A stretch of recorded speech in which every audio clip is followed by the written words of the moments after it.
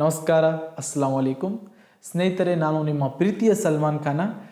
ಈ mission poverty free India ಏನು ನಾವು ಸಂಕಲ್ಪ ಇದೆ ನಮ್ಮದು, ಈ ಸಂಕಲ್ಪಕ್ಕೆ ಮೊಟ್ಟ ಮೊದಲ ಬಾರಿಗೆ ಪ್ರಥಮ ವ್ಯಕ್ತಿ ಮತ್ತು ಪ್ರಥಮ ಪಾಲಿಟಿಷಿಯನ್ ಈ ಒಂದು ಐತಿಹಾಸಿಕ ಕಾರ್ಯಕ್ರಮಕ್ಕೆ ನಮ್ಮೊಂದಿಗೆ ಪಾಲ್ಗೊಳ್ಳಲು ಹಾಗೂ ಸಾಕ್ಷಿಯಾಗಲು ಆಗಮಿಸಿರುವ ಕ್ಷೇತ್ರದ ಹಾಗೂ ರಾಜ್ಯ ಮಟ್ಟದ ಧೀಮಂತ ನಾಯಕರಾದ ಬೆಂಗಳೂರು ನಗರ ಹಾಲು ಉತ್ಪಾದಕ ಮಹಾಮಂಡಳಿಯ ನಿರ್ದೇಶಕರಾದ ಕರ್ನಾಟಕ ರಾಜ್ಯದ 3 ಜಿಲ್ಲೆಯ KMF ಅಧ್ಯಕ್ಷರಾದ ಆಳಂದ ತಾಲೂಕಿನ ಜನಪ್ರಿಯ ಸಮಾಜ ಸೇವಕರಾದ RK ಪಾಟೀಲ್ ಅಣ್ಣವರಿಗೆ 6.5 ಕೋಟಿ ಕನ್ನಡ ಪರವಾಗಿ ಹಾಗೂ ನನ್ನ ವೈಯಕ್ತಿಕ ಪರವಾಗಿ ತುಂಬು ಹೃದಯದಿಂದ ಸ್ವಾಗತ ಸುಸ್ವಾಗತವನ್ನು ಈ ಸಂದರ್ಭದಲ್ಲಿ ನಾನು ಕೋರ್ತಾ ಇದ್ದೇನೆ. ಸರ್ ನಮಸ್ಕಾರ. ನಿಮಗೆ ಈ ಒಂದು ಐತಿಹಾಸಿಕ ಕಾರ್ಯಕ್ರಮಕ್ಕೆ ನಾನು ನಿಮಗೆ ಸ್ವಾಗತವನ್ನು ಕೋರುತ್ತೇನೆ ಸರ್. ಇವತ್ತು ನಮ್ಮ ವಿಷಯ ಏನಪ್ಪಾ ಅಂತಂದ್ರೆ ಮಿಷನ್ ಪಾವರ್ಟಿ ಫ್ರೀ ಇಂಡಿಯಾ, ಅಂದ್ರೆ ಬಡತನ ನಿರ್ಮೂಲನೆ ಭಾರತ ನಾವು ಮಾಡಬೇಕಂತ ಒಂದು ವಿಷನ್ ಇಟ್ಟಿದ್ದೀವಿ ಸರ್. ಆ ವಿಷನ್ ನಲ್ಲಿ ನಾವು ಪ್ರತಿಯೊಂದು ತಾಲೂಕಿಗೆ ವಿಸಿಟ್ ಮಾಡಿ ಅಲ್ಲಿ ಇರ್ತಕ್ಕಂಥ ಪ್ರತಿಯೊಂದು ಹಾಲಿ ಶಾಸಕರು ಮತ್ತು ಮಾಜಿ ಶಾಸಕರು ಮತ್ತು ಹಾಲಿ MP ಹಾಲಿ ಮಾಜಿ MPಗಳು ಪ್ರತಿಯೊಬ್ಬರಿಗೆ ನಾವು ಮೀಟ್ ಆಗಬೇಕಂತ ಅವರಿಂದ ಏನೇನೋ ಅನುಭವಗಳು ಅವರು ಇದ್ದಾವೆ, ಅಂದ್ರೆ ವಿಷನ್ಗಳು ಅವ್ರು ಕೇಳಿ ಇವತ್ತಿನ ಯುವ ಪೀಳಿಗೆ ನಾವು ಯಾವ ರೀತಿ ಮುಂದೆ ಒಯ್ಯಬೇಕಂತ ಇವತ್ತು ನಾವು ನಿರ್ಧಾರ ಮಾಡಿ ಇವತ್ತು ಮಿಷನ್ ಪಾವರ್ಟಿ ಫ್ರೀ ಇಂಡಿಯಾ ಒಂದು ಮಿಷನ್ ಇಟ್ಟಿದ್ದೇವೆ ಸರ್. ಸೊ ಇದಕ್ಕೆ ನಮ್ಮ ಹತ್ತಿರ ಸರ್ ಟೋಟಲಿ 14 ಪ್ರಶ್ನೆಗಳಿದ್ದಾವೆ. ಈ 14 ಪ್ರಶ್ನೆಗಳು ನಾವು ಕ್ರಿಯೇಟ್ ಮಾಡಿದ್ದೇವೆ ಸರ್. ಇದು ಟೋಟಲಿ ಕರ್ನಾಟಕ ಪಬ್ಲಿಕ್ ಅನ್ನು ನೋಡಿ ಕರ್ನಾಟಕ ಪಬ್ಲಿಕ್ ಇದು ಪ್ರಶ್ನೆ ಹಾಕಿದ್ರಿ ಸರ್.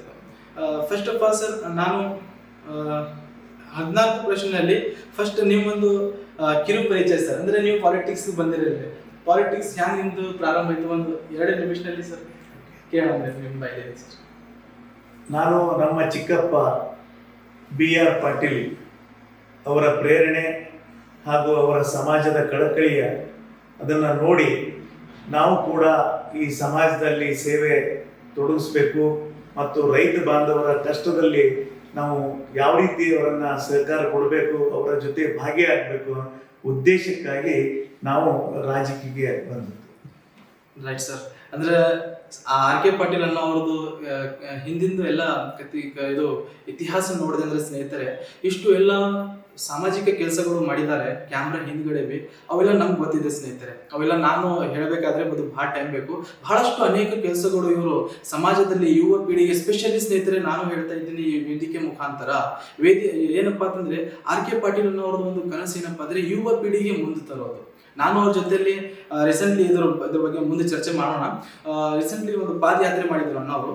ಆ ಪಾದಯಾತ್ರೆಯಲ್ಲಿ ನಾನು ಹೋದ ಬಳಕ ಅಲ್ಲಿ ಅವ್ರದ್ದು ಸ್ಪೀಚ್ಗಳು ಕೇಳಿದಂದ್ರ ಯುವ ಪೀಳಿಗೆ ಫಸ್ಟ್ ಪ್ಯೂರಿಟಿ. ಸೊ ಅದಕ್ಕೆ ಇದ್ರ ಬಗ್ಗೆ ಬಿ ನಾವು ಮುಂದೆ ಚರ್ಚೆ ಮಾಡೋಣ. ಸೊ ಸರ್, ಇವತ್ತಿನ ಫಸ್ಟ್ ಪ್ರಶ್ನೆ ನಮ್ದಿದೆ ಸರ್. ಈ ಒಂದು ಮಿಷನ್ ಪಾವರ್ಟಿ ಫ್ರೀ ಇಂಡಿಯಾದು ಇತ್ತೀಚಿನ ಯುವ ಪೀಳಿಗೆಯಲ್ಲಿ ನಿರುದ್ಯೋಗವು ಪ್ರಮುಖ ಸಮಸ್ಯೆ ಆಗಿದೆ. ಇದಕ್ಕೆ ನಿಮ್ಮ ಅನಿಸಿಕೆ ಏನು ಸರ್? ಈಗ ಎಲ್ಲ ಯುವಕರಲ್ಲಿ ಏನಾಗಿದೆ ಅಂದರೆ, ನಮ್ಮ ತಂದೆ ತಾಯಿ ನಮ್ಮನ್ನು ಸಮಾಜದಲ್ಲಿ ಒಬ್ಬ ಒಳ್ಳೆಯ ಯುವಕನಾಗಿ ಕಾಣಬೇಕು ಅನ್ನೋ ಉದ್ದೇಶಕ್ಕಾಗಿ ಅವರು ವಿದ್ಯಾಭ್ಯಾಸವನ್ನು ಮಾಡಿಸ್ತಾರೆ, ಸಮಾಜದಲ್ಲಿ ಒಬ್ಬ ಒಳ್ಳೆಯ ನಾಗರಿಕನಾಗಿ.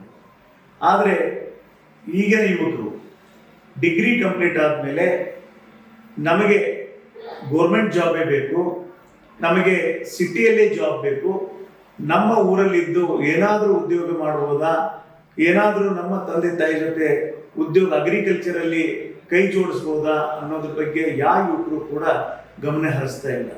ಇದಕ್ಕೆ ಏನು ಉದ್ದೇಶ ಅಂದರೆ, ನಮ್ಮ ತಂದೆ ತಾಯಿ ಕೂಡ ನಾವು ಕಷ್ಟದಲ್ಲಿದ್ದೀವಿ, ನಮ್ಮ ಮಕ್ಕಳು ಕಷ್ಟದಲ್ಲಿ ಬೇಡ, ಅವರು ಸಿಟಿಯಲ್ಲಿದ್ದು ನೆಮ್ಮದಿಯ ಜೀವನ ಸಾಗಿಸಲಿ ಅನ್ನೋಂಥ ಭಾವನೆ ನಮ್ಮ ತಂದೆ ತಾಯಿದಾಗಿದೆ. ಆದರೆ ಅದು ದಾರಿ ತಪ್ಪಿ ಹೋಗ್ತಾ ಇದೆ. ಯುವಕರು ಸಿಟಿ ಸೇರಿದ ಮೇಲೆ ಅಲ್ಲಿ ಡಿಗ್ರಿ ಕಂಪ್ಲೀಟ್ ಆದಮೇಲೆ 15ರಿಂದ 20 ಸಾವಿರ ರೂಪಾಯಿ ಸಂಬಳದಲ್ಲಿ ದುಡಿತಾ ಇದ್ದಾರೆ. ಅವರು ಮನೆ ಬಾಡಿಗೆ ಕೊಟ್ಟು ಊಟ ತಿಂಡಿ ಮತ್ತೆ ಮದುವೆ ಆದಮೇಲೆ ಅವರ ಮಕ್ಕಳ ಮುಂದಿನ ಭವಿಷ್ಯದ ಸಲುವಾಗಿ ಚಿಂತನೆ ಮಾಡಿದ್ರೆ ಅದು ಬಹಳ ಕಷ್ಟದ ಕೆಲಸ ಆಗಿದೆ. ಅದಕ್ಕಾಗಿ ಊರಲ್ಲಿದ್ದಾಗ ನಮಗೆ 10ರಿಂದ 15 ಸಾವಿರ ರೂಪಾಯಿ ಸಿಕ್ಕರೂ ಸಾಕು, ನಾವು ನೆಮ್ಮದಿಯ ಜೀವನವನ್ನು ಹಳ್ಳಿಯಲ್ಲಿ ಮಾಡಬಹುದು ಅನ್ನೋದು ನಮ್ಮ ಉದ್ದೇಶ. ಒಳ್ಳೇದು ಉದ್ದೇಶ ಸ್ನೇಹಿತರೆ. ನೋಡ್ಕೋಬಹುದು ನೀವು. ಅಂದ್ರೆ ಹಳ್ಳಿಗಳಿಂದ ಬಿ ನಾವು ಸ್ವಂತ ಬಿಸ್ನೆಸ್ ಸ್ಟಾರ್ಟ್ ಮಾಡಿದ್ರೆ ನಿರುದ್ಯೋಗವನ್ನು ನಾವು ಕಡಿಮೆ ಮಾಡಬಹುದು. ಮೇನ್ ರೀಸನ್ ಇದೇ ಇದೆ. ಸೊ ಅಣ್ಣವರು ಇದಕ್ಕೆ ಬೆಸ್ಟ್ ಆನ್ಸರ್ ಕೊಟ್ಟಿದ್ದಾರೆ. ಸೆಕೆಂಡ್ ಪ್ರಶ್ನೆ ಸರ್, ಎರಡನೇದು ಪ್ರಶ್ನೆ, ಪದವಿ ಡಿಗ್ರಿ ಮುಗಿದ ನಂತರ ಜನರು ಏಕೆ ಸ್ವಂತ ವ್ಯವಹಾರ ಬಿಸ್ನೆಸ್ ಪ್ರಾರಂಭಿಸದೆ ಸರ್ಕಾರಿ ನೌಕರಿಯನ್ನೇ ಬಯಸುತ್ತಾರೆ? ಇದಕ್ಕೆ ನಿಮ್ಮ ಅಭಿಪ್ರಾಯವೇನು ಸರ್? ಈಗ ನಮ್ಮ ತಂದೆ ತಾಯಿ ಕಷ್ಟದಲ್ಲಿದ್ದವರು ಅವ್ರೇನಂತಾರೆ ಅಂದ್ರೆ ಗೋರ್ಮೆಂಟ್ ಜಾಬ್ ಆದ್ರೆ ಅವನ ಜೀವನನೇ ಸೆಟಲ್ ಆಯಿತು ಅನ್ನೋಂಥ ಭಾವನೆ ತಂದೆ ತಾಯಿ ಭಾವನೆ ಆಗಿದೆ. ಆದರೆ ಆ ಗೋರ್ಮೆಂಟ್ ಜಾಬ್ಗಿಂತ ನಾವು ಸ್ವಾವಲಂಬಿ ಬದುಕು ಕಟ್ಕೋಬೇಕು ಅನ್ನುವಂಥ ಭಾವನೆ ಯುವಕರಲ್ಲಿ ಬರ್ತಾ ಇದೆ. ಇದು ಯಾಕೆ ಬರ್ತಾ ಇಲ್ಲ ಅಂದ್ರೆ ಈಗಿನ ಯುವಕರಲ್ಲಿ ತಂದೆ ತಾಯಿ ಏನು ವಿಚಾರ ಮಾಡ್ತಾ ಇದ್ದಾರೆ ಅಂದ್ರೆ ಯಾರೋ ಒಂದು ಮದುವೆ ಮಾಡಬೇಕಾದ್ರೂ ಕೂಡ ಗೋರ್ಮೆಂಟ್ ಜಾಬ್ ಇದೆ ಅಂತ ಆ ಹುಡುಗಿ ತಂದೆ ತಾಯಿ ಕೇಳ್ತಾರೆ. ಇದಕ್ಕೆ ಏನಾದ್ರೂ ಮಾಡಬೇಕು, ನನ್ನ ಮಗನ ಮದುವೆ ಮಾಡಬೇಕು ಅಂದ್ರೆ ಒಂದು ಗೋರ್ಮೆಂಟ್ ಜಾಬ್ ಆಗಬೇಕು ಅನ್ನೋಂಥ ಭಾವನೆ ತಂದೆ ತಾಯಿಗೆ ಬಂದಿದೆ. ಆದ್ರೆ ಮದುವೆಗೋಸ್ಕರ ಜಾಬ್ ಹುಡ್ಕೋಕ್ಕಿಂತ ಅವನು ನಿರಂತರ ಜೀವನ ಪರ್ಯಂತ ನೆಮ್ಮದಿಯ ಜೀವನ ಯಾವ ರೀತಿ ಸಾಧಿಸಬೇಕು ಅನ್ನೋದು ತಂದೆ ತಾಯಿ ಚಿಂತನೆ ಮಾಡಬೇಕು. ಮದುವೆಗೋಸ್ಕರ ಗೋರ್ಮೆಂಟ್ ಜಾಬ್ ಬೇಕನ್ನೋದು ಬಹಳ ತಪ್ಪು. ಆದ್ರೆ ಈಗ ಎಲ್ಲ ಕಡೆ ನಾನು KMF ಅಧ್ಯಕ್ಷ ಗುಲ್ಬರ್ಗ, ಬೀದರ್, ಯಾದಗಿರಿ ಒಕ್ಕೂಟದ ಅಧ್ಯಕ್ಷನಾಗಿ ನನ್ನ ಹತ್ರ ಬಹಳ ಜನ ತಂದೆ ತಾಯಿ ಬರೋದು, ನನ್ನ ಮಗನ ಮದುವೆ ಮಾಡೋದಕ್ಕೋಸ್ಕರ ನೀವು ಒಂದು 6 ತಿಂಗಳು ಜಾಬ್ ಕೊಡ್ರಿ ಅಂತ ನನ್ನ ಹತ್ರ ಬಹಳ ಜನ ಬೇಡಿಕೆ ಇಟ್ಟದ್ದು ಉದಾಹರಣೆಗಳು ಬಹಳ. ಅದಕ್ಕೆ ಮದುವೆಗೋಸ್ಕರ ನೀವು ಜಾಬ್ಗಿಂತ ಯಾವ ಯುವಕರು ಕೂಡ ನನ್ನ ತಂದೆ ತಾಯಿನ ಹೆಂಗೆ ನನ್ನ ಈ ಭೂಮಿ ಮೇಲೆ ನನ್ನನ್ನು ಒಳ್ಳೆಯ ನಾಗರಿಕನಾಗಿ ಮಾಡಿದ್ದಾರಲ್ಲ ಅವರ ಋಣ ಹೆಂಗೆ ತೀರಿಸ್ಬೇಕು ಅನ್ನೋಂಥ ಯುವಕರಲ್ಲಿ ಚಿಂತನೆ ಇಲ್ಲ ಸರ್. ಹೌದು. ಇನ್ನೊಂದು ಮಾತು ಸರ್, ಯುವ ಪೀಳಿಗೆಯಲ್ಲಿ ಡಿಗ್ರಿ ಮುಗಿದ ನಂತರ ಗೌರ್ಮೆಂಟ್ ಜಾಬ್ ಬೇಕಂತಾರೆ ಸರ್. ಅದು ಬಿ ನಿಮ್ದು ಇನ್ನೂ ಹೇಳಿದ್ರು ಎಲ್ಲ ಕರೆಕ್ಟ್ ಇದೆ ಸರ್. ಇನ್ನೊಂದು ಮಾತೇನಂದ್ರೆ ಯುವ ಪೀಳಿ ಏನು ಅನ್ಕೋತಾರಂದ್ರೆ ಗೌರ್ಮೆಂಟ್ ಜಾಬ್ ನಲ್ಲಿ ಸಿಕ್ಯೂರ್ ಇದೆ, ಏಜ್ ಆದ್ಮೇಲೆ ಪೆನ್ಷನ್ ಬರುತ್ತೆ, ಮತ್ತು ಸಮಾಜದಲ್ಲಿ ಒಂದು ಒಳ್ಳೇದು ರೆಸ್ಪೆಕ್ಟ್ ಇರುತ್ತೆ ಗೌರ್ಮೆಂಟ್ ಜಾಬ್ ಅಂತೆ. ಇದು ಒಂದು ಮನೋಭಾವನೆ ಇರುತ್ತೆ ಸರ್. ಅಂದ್ರೆ ಇದ್ರ ಬಗ್ಗೆ ಇಲ್ಲ, ಇದು ಸತ್ಯ ಕೂಡ. ಯಾಕಂದ್ರೆ ನಮಗೆ ಅಸೂರ್ ಇರ್ತದೆ ಅಂದ್ರೆ ಗೌರ್ಮೆಂಟ್ ಜಾಬ್ ಆದ್ರೆ ನಮ್ಗೆ ಯಾರು ತೆಗೆಯೋಂಗಿಲ್ಲ ಅನ್ನೋಂಥ ಭಾವನೆ ಇದೆ. ಆದ್ರೆ ಗೌರ್ಮೆಂಟ್ ಜಾಬ್ ಅಲ್ಲಿ ತೆಗೆಯೋಂಗಿಲ್ಲ ಅನ್ನೋ ಒಂದೇ ಉದ್ದೇಶಕ್ಕಾಗಿ ಜಾಬ್ ಸೇರ್ತಿರೋ ಏನೋ, ನಾವು ಈ ಭಾರತ ದೇಶದ ಈ ಭೂಮಿ ಮೇಲೆ ಹುಟ್ಟಿ ಈ ಭೂಮಿಗೆ ನಾನು ಕೊಡುಗೆ ಕೊಡಬೇಕು ಅನ್ನೋ ಸಲುವಾಗಿ ನೌಕರಿ ಸೇರಬೇಕು. ಸರ್ಕಾರದ ನೌಕರಿ ಮಾಡಿದ್ರೆ ಆ ಸರ್ಕಾರದ ಋಣ ಕೂಡ ತೀರಿಸಬೇಕು. ಹೌದು ಸರ್. ಆದ್ರೆ ಎಲ್ಲರೂ ಏನಾಗ್ತಾ ಇದೆ ಅಂದ್ರೆ ನಾವು ಸರ್ಕಾರ ನೌಕರಿ ಸಿಕ್ಕ ಮೇಲೆ ನಾವು ಯಾರಿಗೂ ಹಿಂದೆ ತಿರುಗಿ ನಾವು ಯಾರಿಗೂ ನೋಡ್ತಾ ಇಲ್ಲ. ನಾವು ಯಾವ ಹಳ್ಳಿಯಿಂದ ಕಷ್ಟದಿಂದ ಆ ಊರಿಂದ ನಾವು ಒಳ್ಳೆಯ ನಾಗರಿಕನಾಗಿ ನಾನು ಈ ಗೌರ್ಮೆಂಟ್ ಸೀಟಿನ ಮೇಲೆ ಕೂತಿದ್ದೀನಿ, ಅದಕ್ಕೆ ನಾನು ನನ್ನ ಊರಿಗೆ ಋಣ ತೀರಿಸಬೇಕು. ಯಾವ ಸ್ಕೂಲಲ್ಲಿ ನಾನು ಕಲ್ತಿದ್ದೀನಿ ಆ ಸ್ಕೂಲಿನ ಋಣ ಯಾವ ರೀತಿ ತೀರಿಸಬೇಕು.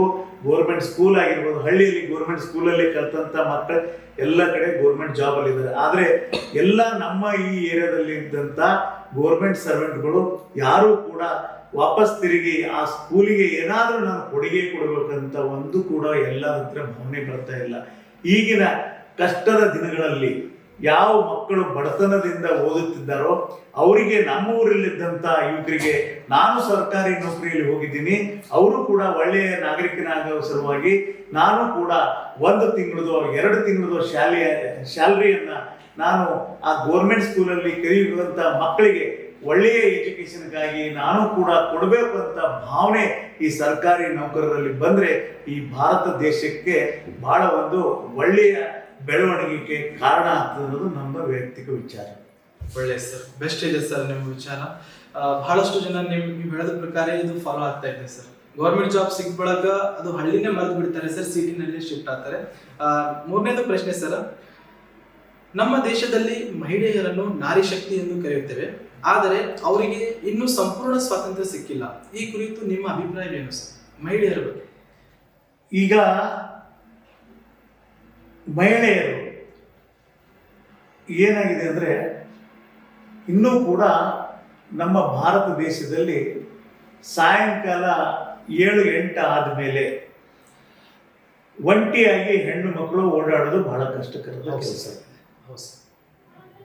ಇದು ಯಾಕೆ ಆಗ್ತಾ ಇದೆ ಅಂದರೆ ಯುವಕರು ರೋಡ್ ಮೇಲೆ ಹೆಣ್ಣು ಮಕ್ಕಳು ಹೋಗ್ಬೇಕಾದ್ರೆ ನೋಡುವ ವಾತಾವರಣನೇ ಬೇರೆ ಇದೆ, ಬೇರೆ ಇದೆ. ಇದಕ್ಕೆಲ್ಲ ಕಾರಣ ನಿರುದ್ಯೋಗ. ಯುವಕರು ಯಾವಾಗ ಬಿಜಿ ಆಗ್ತಾರೋ ಬೇರೆ ವಿಚಾರದಲ್ಲಿ ಅವರ ಚಿಂತನೆ ಹೋಗೋದಿಲ್ಲ. ಇದಕ್ಕೆ ಯುವಕರು ಏನ್ ಮಾಡ್ತಾ ಇದಾರೆ ಅಂದ್ರೆ, ನಾನು ಡಿಗ್ರಿ ಓದಿದ್ದೀನಿ ಅಂತ ಅವನಿಗೆ ಒಂದು ಈಗೋ ಬಂದ್ಬಿಟ್ಟದ. ಆದ್ರೆ ಡಿಗ್ರಿ ಕಂಪ್ಲೀಟ್ ಆದ್ಮೇಲೆ ನನಗೆ ಎಂತ ಸಣ್ಣ ಕೆಲಸ ಕೊಟ್ಟರು ಕೂಡ ನಾನು ಮೊದಲು ಬಿಜಿ ಆಗ್ಬೇಕು, ಆಮೇಲೆ ಒಳ್ಳೆಯ ಕೆಲಸಕ್ಕೆ ನಾನು ಹುಡುಕ್ಬೇಕು ಅನ್ನೋಂಥ ಭಾವನೆ ಯುವಕರಲ್ಲಿ ಬರ್ತಾ ಇದೆ. ನಾನು ಈ ಡಿಗ್ರಿ ಓದಿದ್ದೀನಿ, ನಾನು ಆ ಡಿಗ್ರಿಗೆ ತಕ್ಕಂಗೆ ನನಗೆ ನೌಕರಿ ಬೇಕು ಅಂತಾರೆ. ಎಲ್ಲರೂ ಕುರ್ಚಿ ಮೇಲೆ ಕೂತು ಕಂಪ್ಯೂಟರ್ ಆಫೀಸಲ್ಲೇ ಜಾಬ್ ಮಾಡೋಕೆ ರೆಡಿ ಇದ್ದೀನಿ, ಆದರೆ ಟೂ ವೀಲರ್ ಮೇಲೆ ಹೋಗಿ ಬೇರೆ ಬೇರೆ ರೀತಿಯಿಂದ ಕೆಲಸ ಮಾಡುವಂಥ ಭಾವನೆ ಈ ಯುವಕರಲ್ಲಿ ಬರ್ತಾ ಇಲ್ಲ. ಎರಡನೇದು ಏನಾಗಿದೆ ಅಂದ್ರೆ, ಈ ಕುಡಿಯೋದು, ಡ್ರಿಂಕ್ ಮಾಡಿ ಸಿಟಿಯಲ್ಲಿ ಇರ್ಬೋದು, ಎಲ್ಲ ಹಳ್ಳಿಯಲ್ಲಿ ಕೂಡ ವಾತಾವರಣ ಕೆಟ್ಟು ಹೋಗಿದೆ. ಆ ಕುಡಿದ ಮೇಲೆ ಅವ್ರು ಯಾರು ಬರ್ತಾ ಇದ್ದಾರೆ, ನನ್ನ ತಂಗಿ ಹೊಂಟಳೋ, ನನ್ನ ಅಕ್ಕ ಹೊಂಟಳೋ ಅನ್ನೋಂಥ ಭಾವನೆ ಕೂಡ ಅವ್ರ ತಲೆಯಲ್ಲಿಲ್ಲ.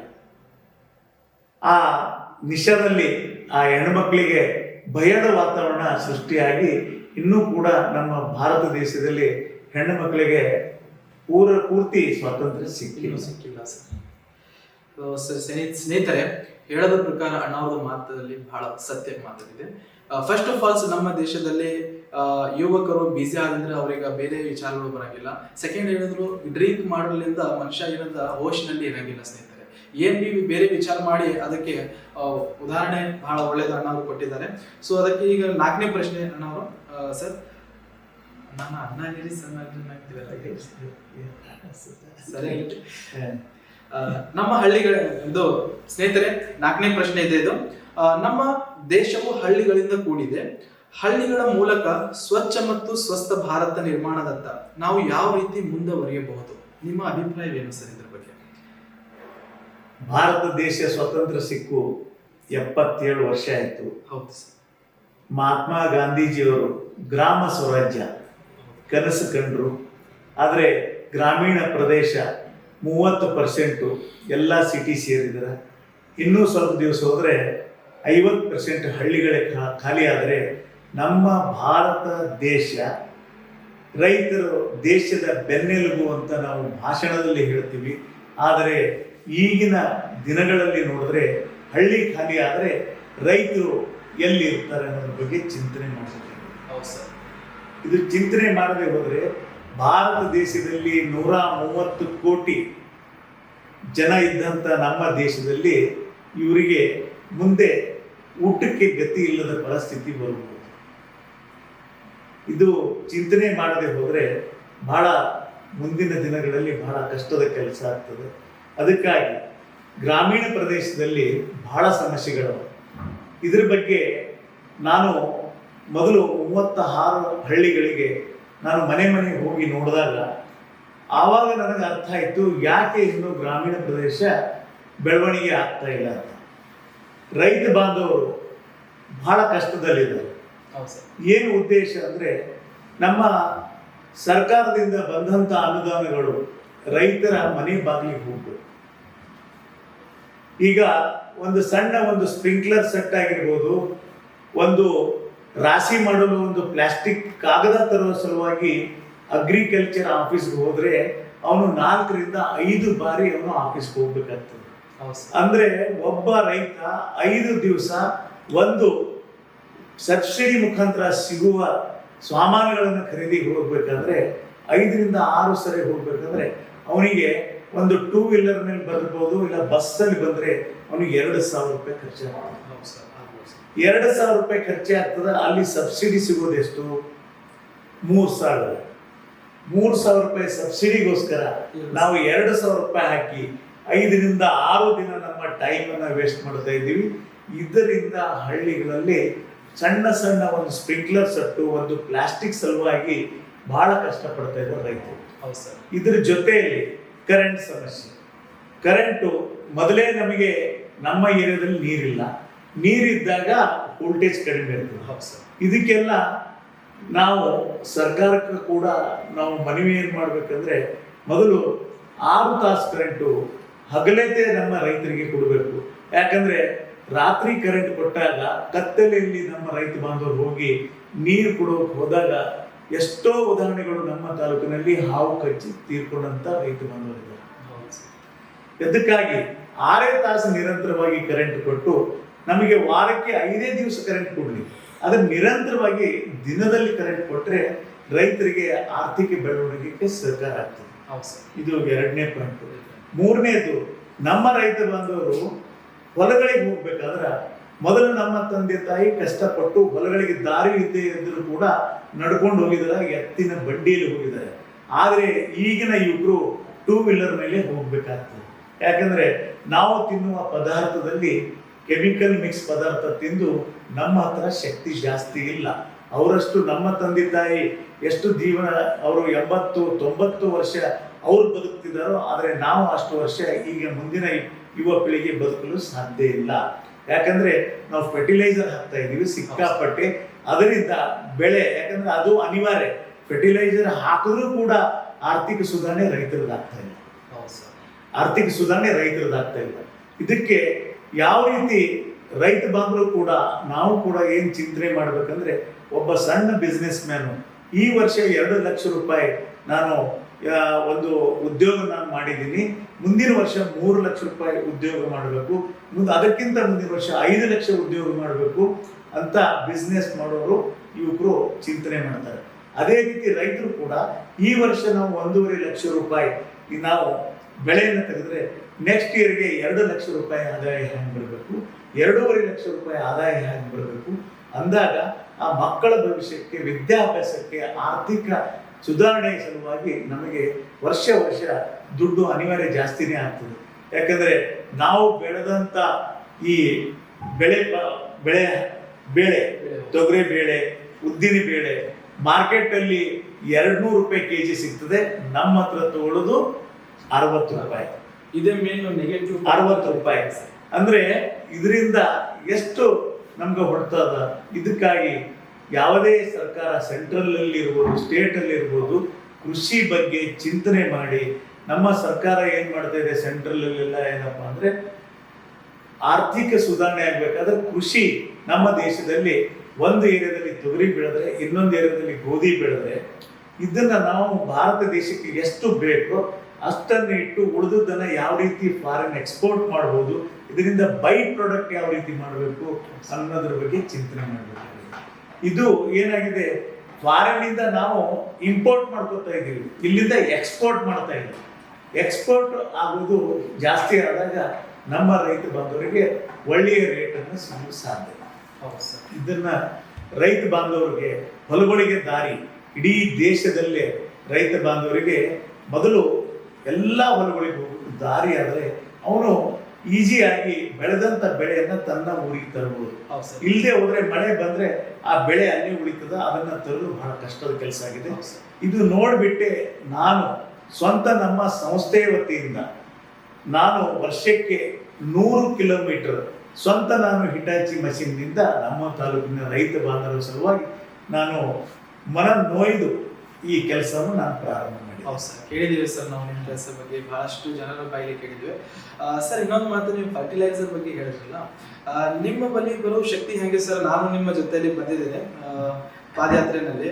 ನೀವು ನಡೆಯೋದು ನೋಡೋದಂದ್ರೆ ನಿಮ್ಮ ಏಜ್ ಪ್ರಕಾರ ನೀವು ಎಷ್ಟು ನಡೀತೀರಿ ಸರ್? ಅಂದ್ರೆ ನಿಮ್ದು ಹೆಲ್ತ್ ಏನು ಟಿಪ್ಸ್ ಇದೆ ಸರ್ ಇದು?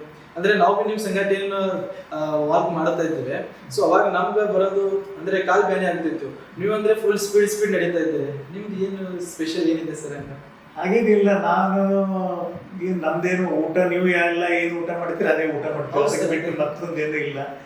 ಆದರೆ ಡೈಲಿ ನಾನು ವಾಕಿಂಗ್ ಮಾಡ್ತೀನಿ. ಅದು ಕೂಡ ನಮ್ಮ ಚಿಕ್ಕಪ್ಪರು ವಾಕಿಂಗ್ ಮಾಡೋದು ನೋಡಿ ನೋಡಿ ನಾನು ಕೂಡ ಮುಂದೆ ಈಗ 10 ವರ್ಷ ಆಯ್ತು ನಾನು ಪ್ರಾರಂಭ ಮಾಡಿ ವಾಕಿಂಗು. ಈಗ ಡೈಲಿ ನಾನು 4 ಕಿಲೋಮೀಟರ್ 5 ಕಿಲೋಮೀಟರ್ ವಾಕಿಂಗ್ ಮಾಡ್ತೀನಿ. ಅದರಿಂದ ನಾನು, ಯಾಕಂದ್ರೆ ಬೇರೆ ಎಲ್ಲ ಯುವಕರು ನೀವು ಬೆಳಿಗ್ಗೆ ಎದ್ದು ಯಾರೂ ಕೂಡ ವಾಕಿಂಗ್ ಮಾಡಲ್ಲ, ಜಾಗಿಂಗ್ ಹೋಗಲ್ಲ, ಬೆಳಿಗ್ಗೆ ಕೂಡ ಸಾಯಂಕಾಲವರೆಗೂ ಎಲ್ಲರೂ ಮೊಬೈಲಲ್ಲಿ ಮಾತಾಡುವತ್ತು ವಾಕ್ ಮಾಡಿದ್ರು ಕೂಡ ಎಷ್ಟೋ ವಾಕ್ ಆಗ್ತದೆ. ಅಂದ್ರೆ lazy ಮೊಬೈಲ್ ಇಟ್ಕೊಂಡು ಕುರ್ಚಿ ಮೇಲೆ ಕೂತೇ ಮಾತು ಹೇಳ್ತೀವಿ ಹೊರತಾಗಿ ಅದನ್ನ ಮೊಬೈಲ್ ಇಟ್ಕೊಂಡು ಮಾತಾಡೋದು ಓಡಾಡಿದ್ರು ಕೂಡ ಎಷ್ಟೋ ವಾಕಿಂಗ್ ಆಗ್ತದೆ. ಹೌದು ಸರ್, ಒಳ್ಳೆ ಸರ್. ನೆಕ್ಸ್ಟ್ ಇನ್ನೇನು ಪ್ರಶ್ನೆ ಸರ್ ಇದು. ಕೇರಳದ ಮುಖ್ಯಮಂತ್ರಿ ಪಿಣರಾಯಿ ವಿಜಯನ್ ಅವರು ನವೆಂಬರ್ 1, 2025ಕ್ಕೆ ನಮ್ಮ ರಾಜ್ಯ ಬಡತನ ನಿರ್ಮೂಲನೆ ಅಂತ ಘೋಷಣೆ ಮಾಡಿದ್ದೇವೆ ಸರ್. ಈಗ ನಮ್ಮ ಕರ್ನಾಟಕವನ್ನು ನಾವು ಬಡತನ ಪೂರನೇ ನಿರ್ಮೂಲನೆ ಮಾಡಬೇಕಾದ್ರೆ ನಾವು ಕ್ರಮಗಳನ್ನು ಕೈಗೊಳ್ಳಬಹುದು, ಅಂದ್ರೆ ಏನ್ ಮಾಡೋದ್ರಿಂದ ನಮ್ಮ ರಾಜ್ಯವನ್ನು ಬಡತನ ಮುಕ್ತ ಆಗಬಹುದು ಸರ್? ಈಗ ಇದು ಒಂದೇ ದಾರಿ, ಎಲ್ರಿಗೂ ನೌಕರಿ ಅಂತೂ ಕೊಡಕ್ಕೆ ಸಾಧ್ಯ ಇಲ್ಲ. ಹೌದು ಸರ್, ಇದು ನಿಜ. ಆದರೆ ನಮ್ಮ ಹಳ್ಳಿಯಲ್ಲಿದ್ದಂಥ ರೈತರು, ನಾವು ರೈತ ಬಾಂಧವರು ಹೊಸ ಬೆಳೆಗಳು ಬಂದವ. ಸೊ ಅದನ್ನು ನಾವು ಸರ್ಕಾರದ ಹೆಲ್ಪ್ ಆಗಬೇಕು, ಅದಕ್ಕೆ ಟ್ರೈನಿಂಗ್ ಆಗಬೇಕು, ಹೈನುಗಾರಿಕೆ ಉತ್ತೇಜನ ಹೆಚ್ಚಾಗಬೇಕು. ಇನ್ನೂ ಕೂಡ ಕೆಮಿಕಲ್ ಮಿಕ್ಸ್ ಹಾಲು ಕೂಡ ಭಾಳ ಬರ್ತಾ ಇದೆ. ಅದಕ್ಕೆ ಹೈನುಗಾರಿಕೆ ಹೆಚ್ಚಾದರೆ ನಮ್ಮ ಹಳ್ಳಿಗಳಿಗೆ ಸಮೃದ್ಧಿ ಆಗಲು ಸಾಧ್ಯ. ಯಾಕಂದರೆ ಕೋಲಾರದಲ್ಲಿ ನಮ್ಮ ಎಷ್ಟು ಗುಲ್ಬರ್ಗ ಜಿಲ್ಲೆಗೆ ಮಳೆ ಇದೆ ಅಷ್ಟೇ ಮಳೆ ಕೋಲಾರ ಜಿಲ್ಲೆಯಲ್ಲಿದೆ. ಆದರೆ ಅಲ್ಲಿ 12 ಲಕ್ಷ ಲೀಟರ್ ಹಾಲು ಉತ್ಪಾದನೆಯಲ್ಲಿದೆ. ಆದರೆ ನಮ್ಮ ಜಿಲ್ಲೆಯಲ್ಲಿ 84,000 ಲೀಟರ್ ಹಾಲು ಉತ್ಪಾದನೆ ಇದೆ. ಸೊ ಇದಕ್ಕೆ ಯುವಕರು ನಮ್ಮ ಮನೆಯಲ್ಲಿ 2 ಹಸುಗಳನ್ನು ಕಟ್ಟಿ ಸೆಗಣಿ ತೆಗೆದ್ರೆ ಅವರಿಗೆ ನಾಚಿಕೆ ಆಗ್ತಾ ಇದೆ. ಅದೇ ಸಿಟಿಯಲ್ಲಿ ಹೋಗಿ ಒಂದು ಫ್ಯಾಕ್ಟ್ರಿಯಲ್ಲಿ 15,000 ರೂಪಾಯಿ ದುಡ್ಲಿಕ್ಕೆ ಅವನಿಗೆ ನಾಚಿಕೆ ಆಗ್ತಾ ಇಲ್ಲ. ಅಂದರೆ ನನ್ನ ಮನೆಯಲ್ಲೇ ಸೆಗಣಿ ತೆಗೆದು ನನ್ನ ತಂದೆ ತಾಯಿ ಜೊತೆ ನೆಮ್ಮದಿಯ ಜೀವನ ಸಾಗಿಸಬಹುದು ಅನ್ನೋದು ಚಿಂತನೆ ಯುವಕರಲ್ಲಿ ಬಂದರೆ ಆರ್ಥಿಕ ಸುಧಾರಣೆ ಆಗಲು ಬಹಳ ಸಾಧ್ಯ ಇದೆ. ಇದು ಮೊದಲನೇ ಪಾಯಿಂಟ್.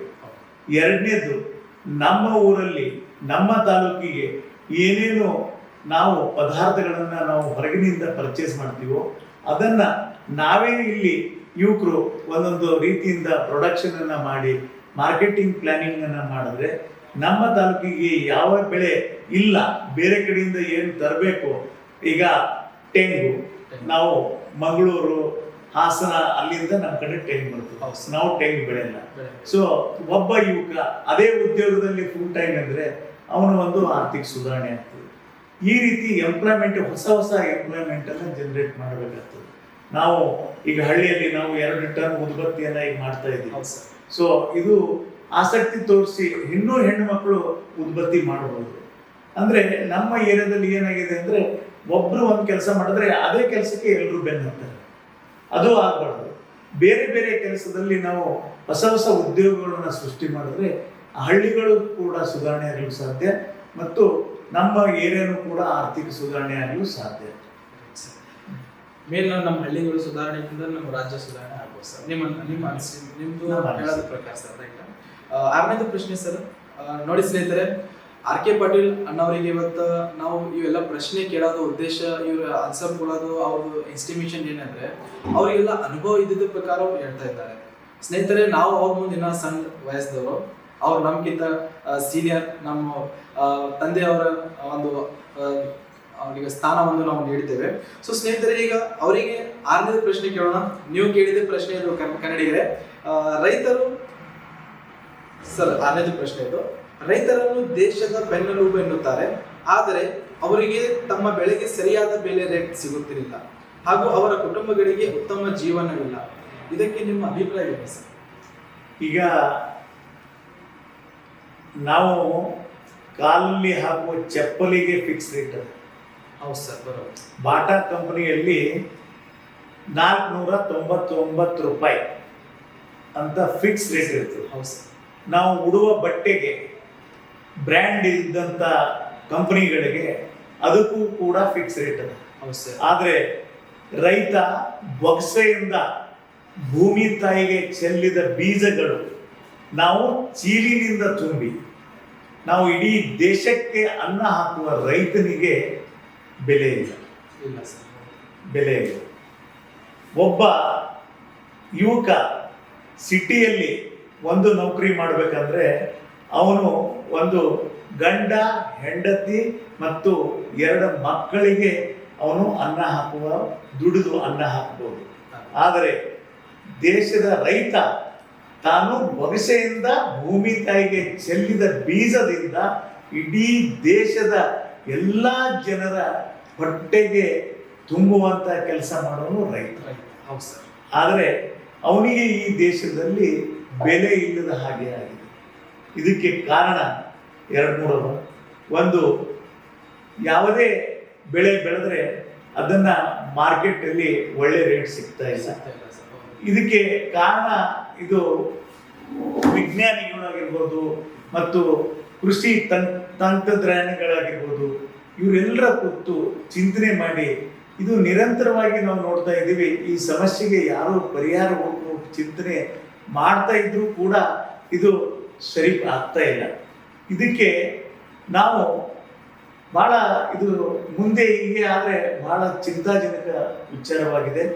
ಅದಕ್ಕಾಗಿ ನಾವು ಬೆಳೆದಂಥ ಬೆಳೆಯನ್ನ ರೈತ ಬಾಂಧವರಿಗೆ ನಮಗೆ ಮಾರ್ಕೆಟ್ ಎಲ್ಲಿವರೆಗೆ ನಮ್ಗೆ ಐಡಿಯಾ ಬರಲ್ಲ ಅಲ್ಲಿವರೆಗೆ ನಾವು ಸಮಸ್ಯೆಯಲ್ಲಿ ಸಿಗ್ತೀವಿ. ಸೊ ಇದನ್ನ ಮಾರ್ಕೆಟ್ ಯಾವ ರೀತಿ ಮಾಡಬೇಕು ಅನ್ನೋದಕ್ಕೆ ನಾವು ಚಿಂತನೆ ಮಾಡಬೇಕಾಗಿದೆ. ನಾನು ಒಂದು ಉದಾಹರಣೆ ಹೇಳ್ಬೇಕಂದ್ರೆ, ನಾವು ನಮ್ಮ ಏರಿಯಾದಲ್ಲಿ ಬೆಳೆದಂಥ ತೊಗರಿಯನ್ನ ನಾವು ರೈತರು ಗ್ರೇಡಿಂಗ್ ಮಾಡಲ್ಲ. ನಾವು ಬೆಳೆದದ್ದನ್ನ ಹಂಗೆ ಚೀಲದಲ್ಲಿ ತುಂಬಿ ನಮಗೆ ಇಮ್ಮಿಡಿಯೇಟ್ ದುಡ್ಡು ಬೇಕಂತ ವಿಧಿಸ್ತೀವಿ. ಅದರಿಂದ ಗ್ರೇಡಿಂಗ್ ಮಾಡಿದ್ರೆ 6,000 ರೂಪಾಯಿ ಕ್ವಿಂಟಲ್ ಇದ್ದಂಥ ತೊಗರಿಯನ್ನ 7,500 ರೂಪಾಯಿ ಹೋಗ್ತದೆ. ಒಂದು ಕ್ವಿಂಟಲ್ಗೆ 500 ರೂಪಾಯಿ ಇಲ್ಲ 1,000 ರೂಪಾಯಿ ಜಾಸ್ತಿ ಹಾಗೆ ಆಗ್ತದೆ. ಸೊ ಗ್ರೇಡಿಂಗ್ ಮಾಡಿದ್ಮೇಲೆ ಉಳಿದಂಥ ಸಣ್ಣ ಪುಟ್ಟ ಬೀಜಗಳೇನಿರ್ತಾವ ಅದನ್ನ ಬೇರೆ ಕಡೆ ಇದಾದಾಗ ಅದು ನಾವು ಹಸುಗಳಿಗೆ ತಿನ್ನಿಸ್ಬೋದು, ನಮ್ಮ ಮನೆಗೆ ಯೂಸ್ ಮಾಡ್ಬೋದು. ನಾವು ಇಲ್ಲಾಂದ್ರೆ ಅದಕ್ಕೊಂದು ಬೇರೆ ರೇಟ್ ಫಿಕ್ಸ್ ಮಾಡಿದಾಗ ನಮಗೆ ಆಟೋಮೆಟಿಕ್ ಬೆಳೆದಂಥ ಬೆಳೆಗೆ ರೇಟ್ ಸಿಗ್ತದೆ.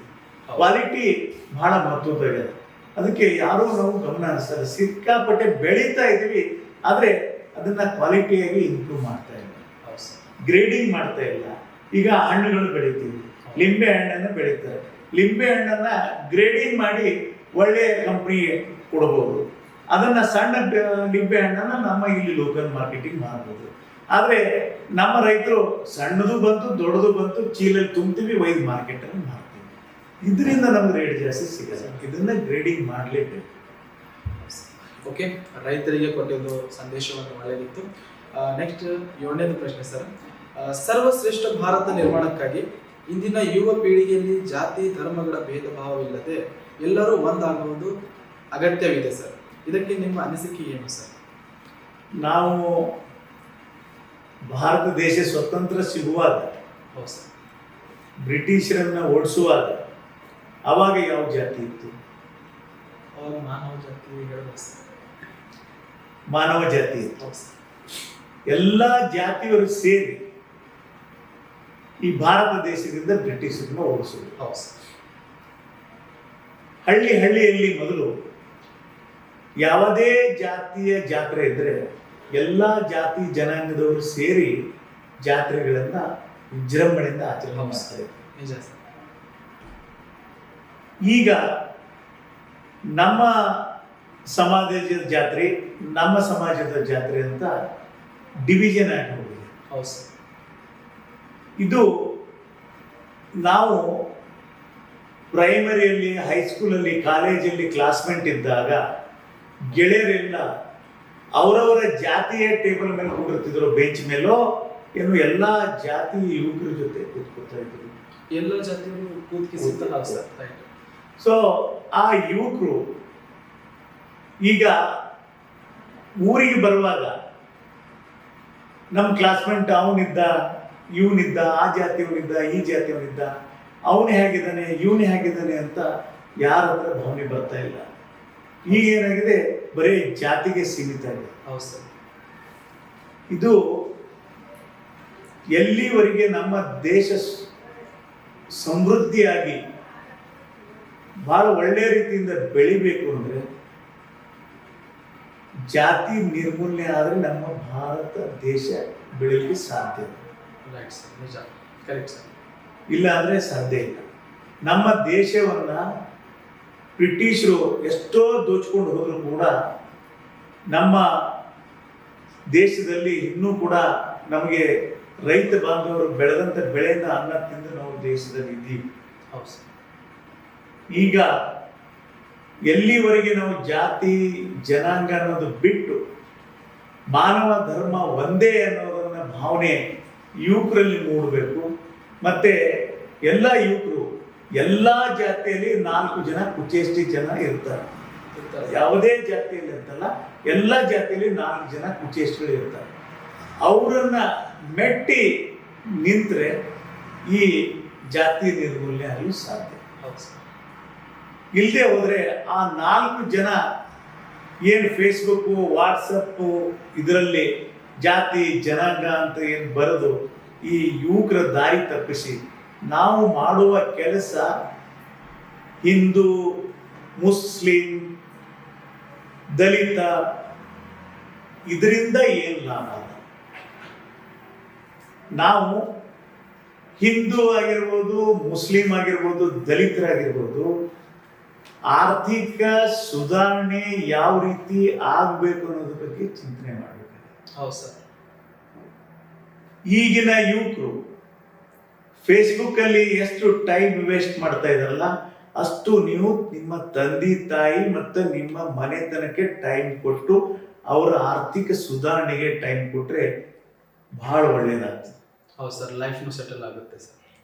ಇದು ಬಿಟ್ಟು ಬೇರೆ ಇದರಲ್ಲೇ ಟೈಮ್ ವೇಸ್ಟ್ ಮಾಡಿ ನಾವು ಅದು ಕೂಡ ಯೂಸ್ ಮಾಡ್ರಿ, ನಾವು ಬೇಡನಲ್ಲ, ಅದಕ್ಕೂ ಒಂದು ಟೈಮ್ ಸೆಟಪ್ ಮಾಡ್ರಿ. ಅದು ಬಿಟ್ಟು ಫುಲ್ ಡೇ ಬರೀ ಅದರಲ್ಲೇ ಇದ್ರೆ ನಿಮ್ಮ ಹಿಂದೆ ನಿಮ್ಮನ್ನ ನಂಬಿ ನಿಮ್ಮ ಈ ಭೂಮಿ ಮೇಲೆ ಒಳ್ಳೆಯ ನಾಗರಿಕನಾಗಿ ಮಾಡುವ ಸಲುವಾಗಿ ತಂದೆ ತಾಯಿ ಕಷ್ಟಪಟ್ಟು ನೀವು ಬೆವರು ಸುರಿಸಿ ನಿಮ್ಮನ್ನು ಬೆಳೆಸಿ ನಿಲ್ಲಿಸಿರ್ತಾರಲ್ಲ, ಅವರಿಗೆ ನಿಮ್ಮ ಕೊಡುಗೆ ಏನು? Right sir.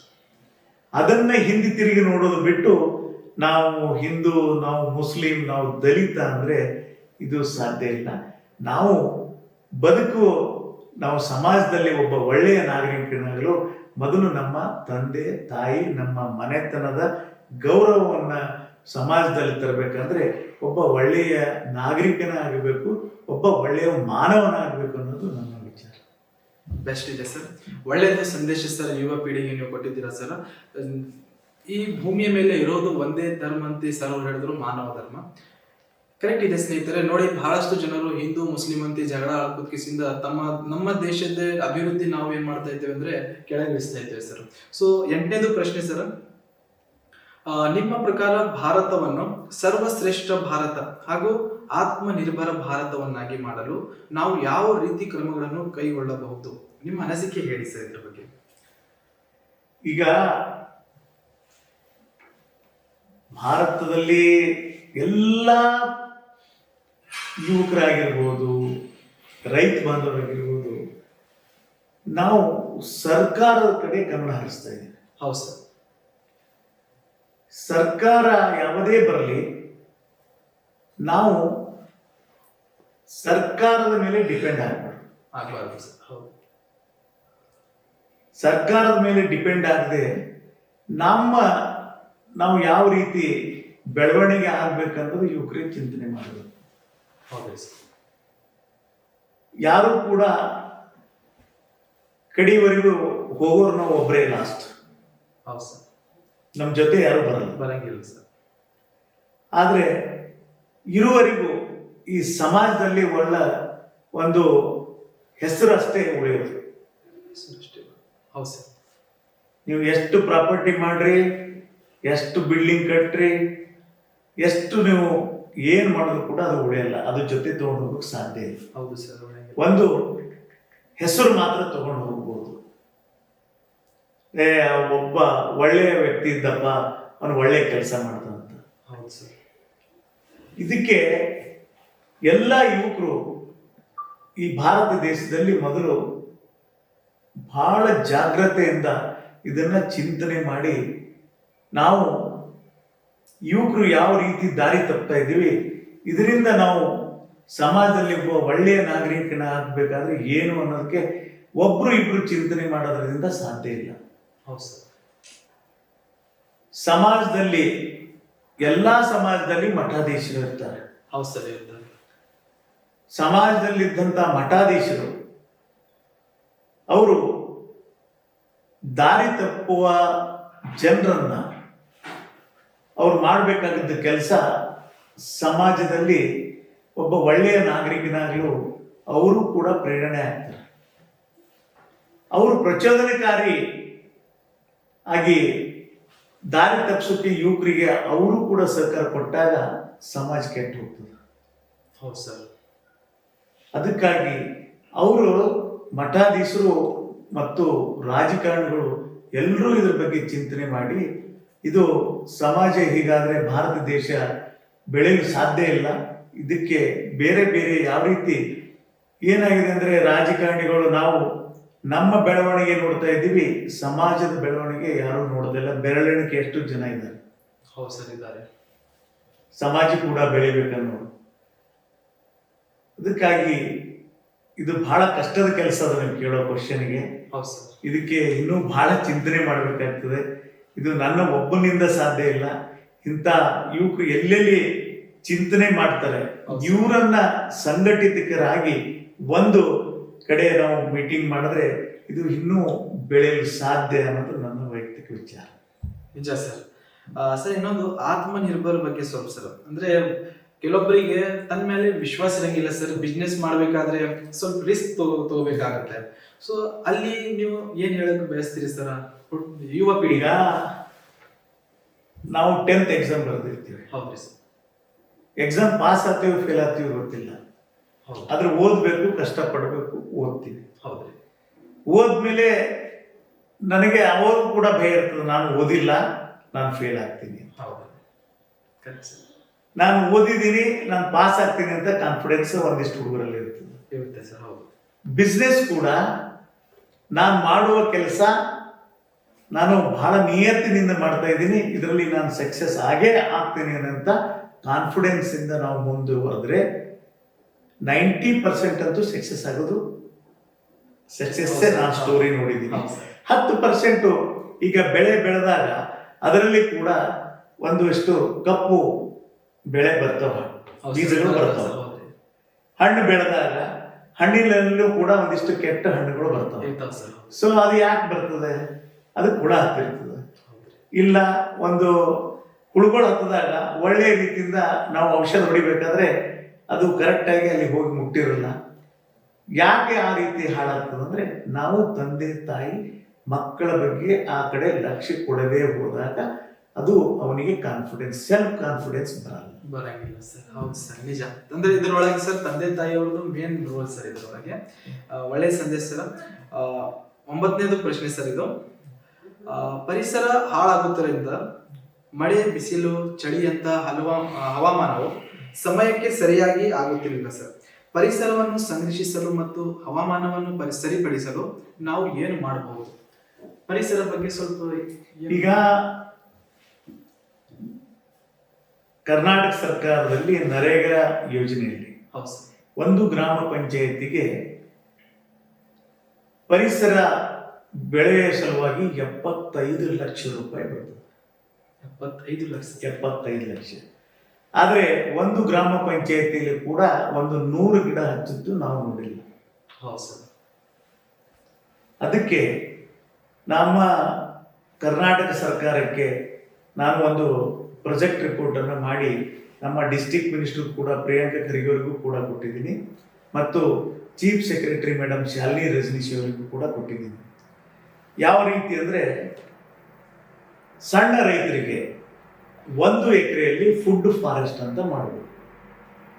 ಅದರಲ್ಲಿ 26 ಪ್ರಕಾರದ ಹಣ್ಣಿನ ಗಿಡಗಳನ್ನು ಹಚ್ಚಬೇಕು. ಅದರಿಂದ ಒಬ್ಬ ಯುವಕನಿಗೆ ತಿಂಗಳಿಗೆ 10,000 ರೂಪಾಯಿ ಹಣ್ಣಿನಿಂದ ಬರ್ತದೆ. ಅಂದ್ರೆ 1 ವರ್ಷಕ್ಕೆ 1,20,000 ರೂಪಾಯಿ ಆಯ್ತು.